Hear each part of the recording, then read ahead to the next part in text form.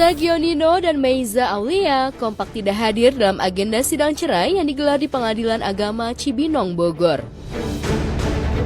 19 bukti dari pihak Echa diklaim sebagai kekuatan gugat akan dikabulkan.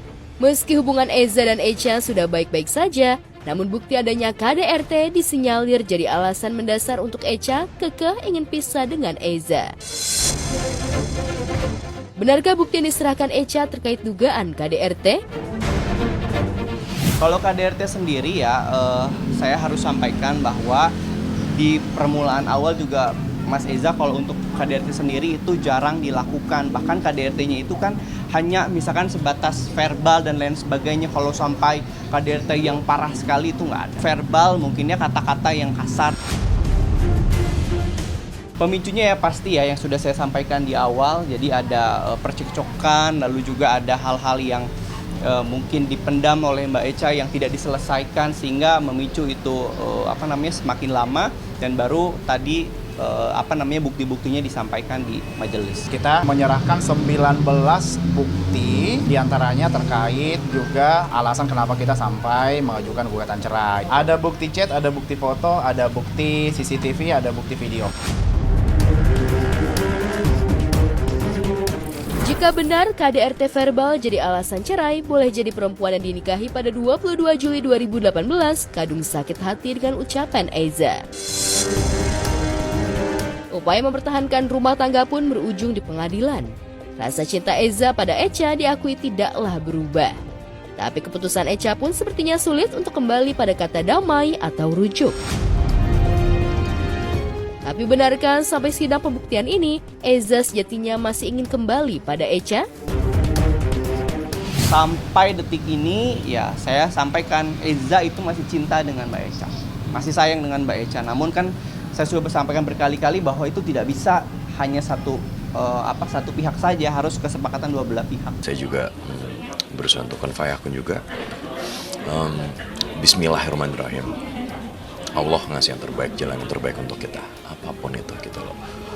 Kadang ya namanya juga hidup ya. Allah itu bisa membolak-balikan hati manusia ya gitu.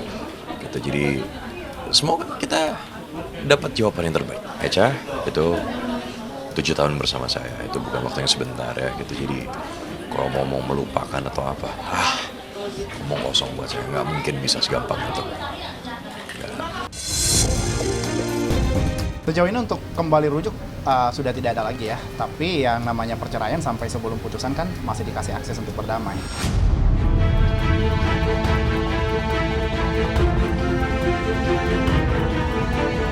Entah seberapa mungkin pintu untuk rujuk itu masih ada. Namun melihat pihak Eza yang tidak membantah atas bukti dari pihak istri, nampaknya kian jauh dari kata rujuk. Barangkali tak banyak juga pembelaan yang bisa Eza lakukan untuk menolak pembuktian KDRT verbal yang pernah dilakukannya. Dalam hal ini, Eza memilih untuk menerima dan memperbaiki diri meski rumah tangga di ujung tanduk. Saya udah masuk fase di mana ya sudah, intinya sih itu. Saya nggak bisa komen apa-apa. Yang penting anak-anak saya bahagia, dia juga wajib dan harus bahagia juga. Saya udah berusaha berjuang dari bulan Mei. Jadi kalau sekarang memang udah jalannya Allah, takdirnya udah seperti ini, jadi ya sudah. Saya harus terima, saya harus belajar ikhlas, saya harus menguatkan diri saya. Life must go on untuk diri saya dan untuk diri dia juga. Jadi ya intinya parenting sih ya, yang saya tekankan di sini parenting. Saya tetap menjadi figur ayah, dia juga tetap menjadi figur seorang ibu yang baik. Dan kalau ada apa-apa, yuk kita bicarakan baik-baik. Udah itu aja kok yang saya mau. Nggak lebih dari itu. Itu aja. Jadi saya cuma mau lihat anak-anak saya bahagia, itu aja. Oh itu udah jelas gitu, karena kita udah bikin agreement. Kita udah bikin agreement ya gitu. Kemarin di saat mediasi kita udah bikin agreement. Dimana ya ada banyak yang harus saya lakukan. Dia pun juga sama gitu. Jadi ya sudah.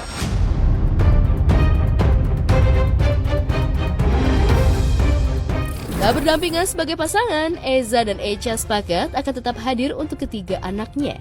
Eza memang sudah sanggup untuk nafkah dan rumah untuk ketiga anaknya. Tapi Eza tetap berharap agar dalam perjalanannya, baik dirinya maupun Echa tetap bisa kerjasama untuk parenting. Hak asuh jatuh pada Echa pun tidak jadi soal selama waktu dengan anak tak terikat kaku. Ia tak ingin konfliknya dengan Echa mempengaruhi mental anak-anaknya. Ada ikatan batin antara anak dan orang tua. Apa yang orang tua rasakan, antara saya dan Echa rasakan, anak-anak pasti merasakan gitu ya Mam ya, kamu di sana biar kamu tahu juga gitu. Jadi alhamdulillah gitu komunikasi saya dengan Echa ya, dengan Echa udah baik sekali. Akhirnya apa? Anak-anak juga sehat. Masih di bawah umur semuanya pasti diberikan kepada ibu. Kalau untuk waktu tidak ada misalkan harus kapan-kapan enggak. Rumah kan Eza bilang ini adalah rumah anak-anak. Jadi misalkan nanti sometime dia sudah tidak ada ya rumah pasti untuk anak-anak. Pesan dari Eza ya pastinya dia lebih fokus terhadap anak-anak gitu ya. Dan Nicole juga ada beberapa terapi yang harus dilakukan gitu ya. Kan Aksi juga kemarin sesek. Ya, dia sih berharap anak-anaknya sehat. Dari sisi klien kami tetap membuka maksudnya akses ke Mas Eja, ke tergugat untuk bertemu dengan anak, untuk sama-sama yang mengawal parenting lah buat anak. Jadi nggak ada menghalang-halangi.